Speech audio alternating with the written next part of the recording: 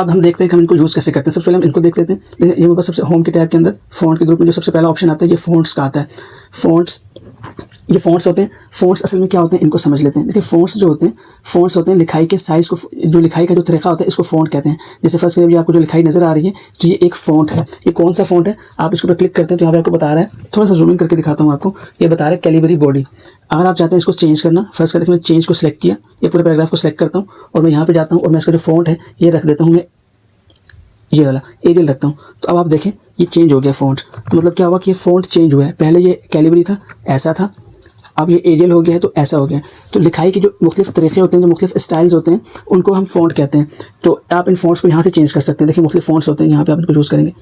मेरे पास क्योंकि उर्दू के भी हैं, अरबी के भी हैं, मेरे पास मिक्स होंगे, तो आप पास सिर्फ इंग्लिश के होंगे। अगर आपने सिर्फ इंग्लिश के इंस्टॉल किए हैं, देखिए ये मुख्तलिफ फ़ॉन्ट्स हैं, आप इसको अप्लाई कर सकते हैं वन बाय वन करके। ये एरियल है। तो इस तरह से आपने जिसको फ़ॉन्ट को अप्लाई करना है, आपने उसको सेलेक्ट करना है। सेलेक्ट कैसे करते हैं, यहाँ पे कीबोर्ड का कर्सर है, आपने यहाँ पे रखना है और पकड़ के इसको से ड्रैग करते जाना है। अपने कीबोर्ड के जो लेफ्ट माउस होता है, माउस का आपने शुरू में उससे क्लिक करना है, उसको छोड़ना नहीं है, उसको आगे तक लेके जाते जाना है इस तरह से करके। तो इस तरह से करके आप इसको सिलेक्शन कर सकते हैं। फिर आपने क्या करना है, यहाँ से फ़ॉन्ट को ऊपर जाना है, यहाँ इस एरो के ऊपर, और यहाँ से जो फ़ॉन्ट आपको अच्छा लगता है आपने इसको अप्लाई कर देना है। अगर आप सारे के ऊपर अप्लाई करना चाहते हैं तो आपने सबको सेलेक्ट कर लेना है इस तरह से करके।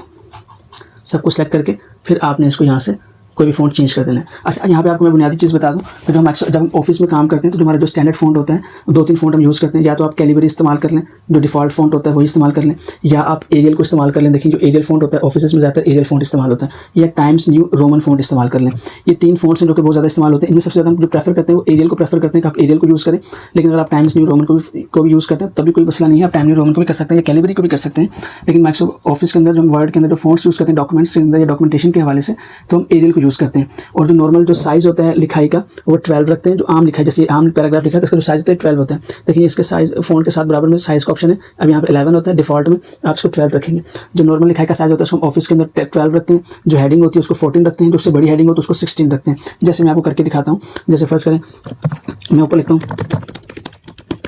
ये शहबाज आईटी अकेडमी लिखा, तो अब मैं इसका साइज़, क्योंकि मेन हेडिंग है तो इसका साइज़ मैं क्या रखूँगा 14 रखूँगा, बल्कि 16 रखूँगा, और इसको मैं बोल्ड भी करूँगा। इसी तरह से अब मैंने ये एक सब हेडिंग फर्स्ट करें ले ली।